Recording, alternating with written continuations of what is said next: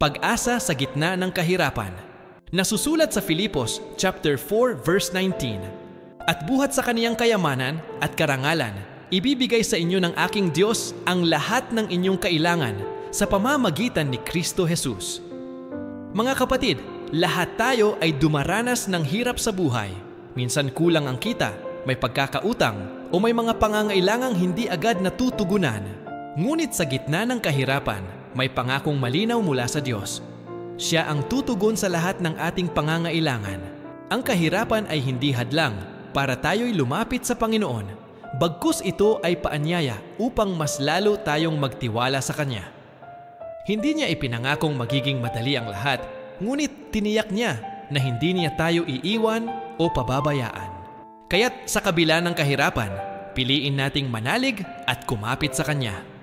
Ang taong nagtitiwala sa Diyos ay kailanman hindi mapapahiya sapagkat ang Kanyang biyaya ay laging sapat. Salamat sa panunood mga kapatid. Pag-usapan natin sa comments ang inyong mga karanasan.